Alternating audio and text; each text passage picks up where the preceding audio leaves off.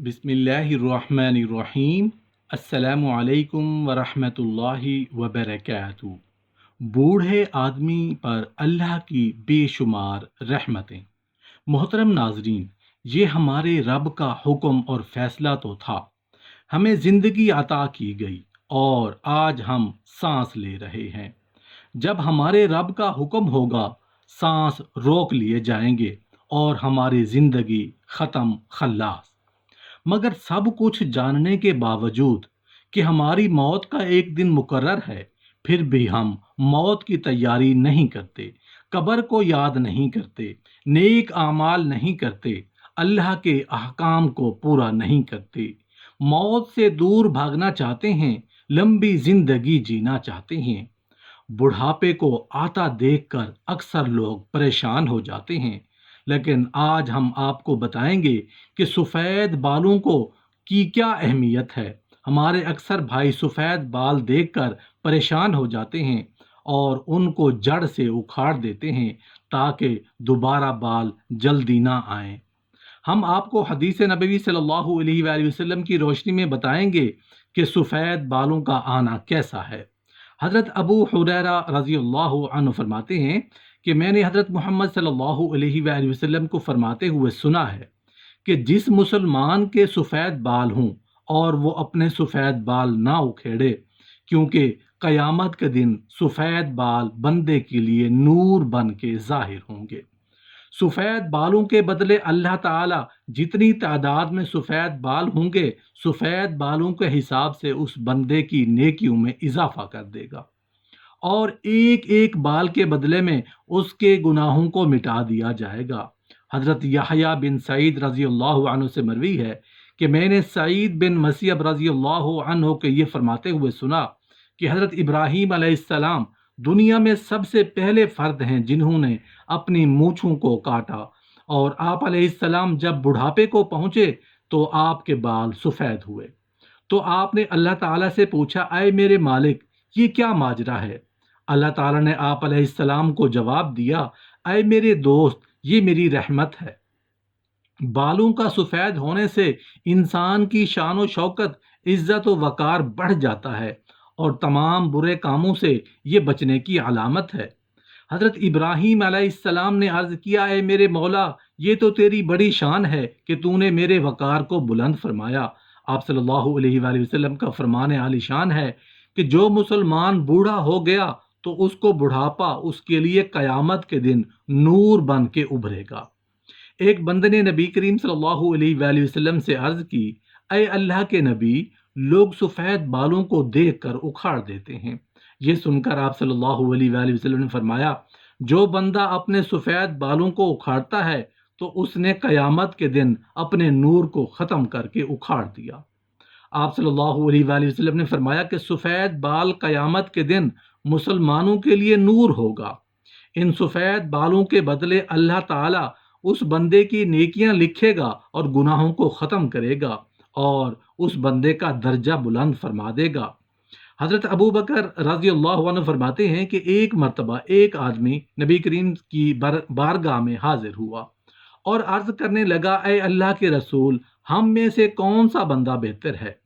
आप सल्लल्लाहु अलैहि वसल्लम ने फरमाया, जो बंदा बुढ़ापे में पहुंच गया और उसकी नेकियां बहुत ज़्यादा हैं, वो सबसे बेहतर है। उसने फिर दरियाफ्त किया, या रसूल अल्लाह, सबसे बुरा शख्स कौन है?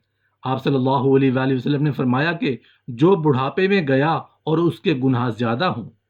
नबी करीम सल्लल्लाहु अलैहि वसल्लम ने फरमाया कि अल्लाह ताला का हुक्म है कि जब मेरा बंदा 40 साल की उम्र में पहुंच जाता है तो मैं उसको 3 अमराज से निजात दे देता हूं।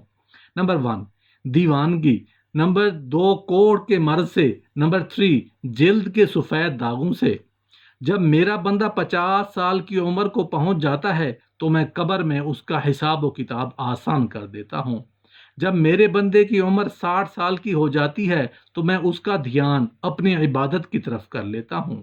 और जब मेरा बंदा 70 साल का हो जाता है तो मेरे फरिश्ते उस बूढ़े बंदे से प्यार करना शुरू कर देते हैं। जब मेरा बंदा 80 साल का हो जाता है तो उसके नेक आमाल लिखे जाते हैं, बुरे आमाल को नज़रअंदाज कर दिया जाता है।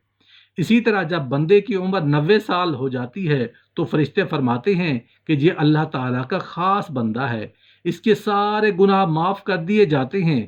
اس سے مراد کہ اس بندے کی عمر پوری اور روح کو اس کے جسم میں قید کر کے رکھا جاتا ہے۔ بس یہ وصال کے قریب ہے۔ جب بندے کی عمر زیادہ ہو جاتی ہے تو اس کو ہوش و حواس قائم نہیں رہتے، وہ منہ میں آتا ہے جو آتا ہے وہ بول دیتا ہے، اس کو پتہ نہیں چلتا وہ کیا کہہ رہا ہے اور کون سے الفاظ بول رہا ہے۔ ایسی عمر میں اللہ تعالیٰ اس بندے کے جوانی کے سارے گناہوں کو معاف کر دیتا ہے۔ اس سے غلطی بھی ہو جائے تو اس کو معاف کر دیا جاتا ہے۔ حضرت جابر رضی اللہ عنہ سے مروی ہے کہ آپ صلی اللہ علیہ وآلہ وسلم نے فرمایا کہ حضرت جبرائیل علیہ السلام ابھی میرے پاس آئے اور فرمایا کہ قسم ہے مجھے اللہ تبارک و تعالیٰ کی، جس نے آپ صلی اللہ علیہ وآلہ وسلم کو حق اور سچ کے ساتھ بھی ایک آدمی نے 500 سال تک سمندر میں ایک پہاڑ کے اوپر رہ کر اللہ تعالیٰ کی عبادت کی۔ یہ پہاڑ تقریباً 30 مربع میل پر مشتمل ہے اور یہ پہاڑ کئی سینکڑوں میل پھیلے ہوئے سمندر کے اندر واقع تھا۔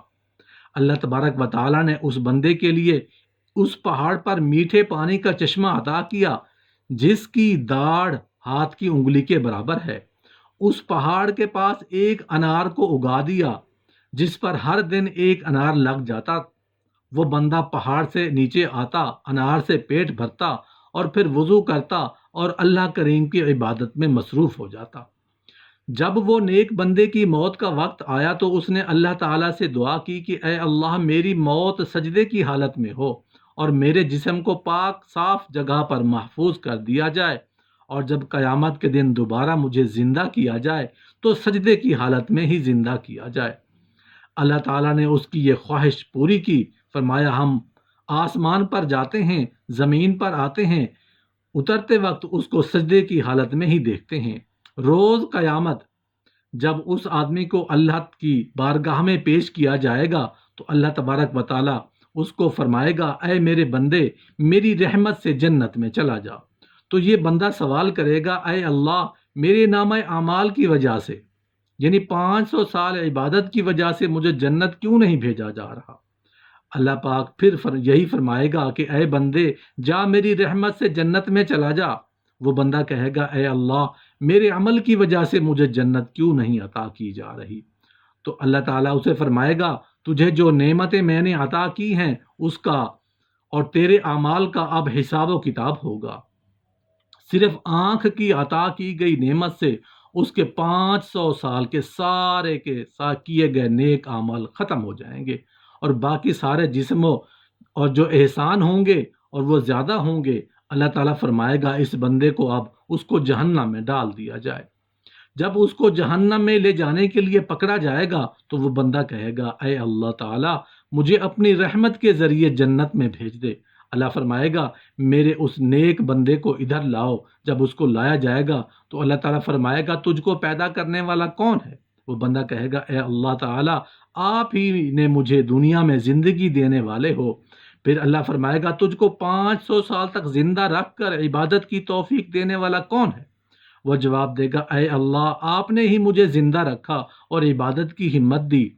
اللہ فرمائے گا تجھے سمندر میں پہاڑ کے اوپر کس نے پہنچایا اور وہاں پانی اور انار مہیا کرنے والا کون ہے؟ وہ بندہ جواب دے گا یا اللہ آپ نے ہی مجھے سب کچھ عطا کیا۔ اللہ تعالیٰ فرمائے گا تیرے کہنے پر ہی میں نے تیری جان سجدے کی حالت میں نکالی اور سجدے کی حالت میں دوبارہ ڈالی، یہ سب میری رحمت کی وجہ سے ہوا ہے۔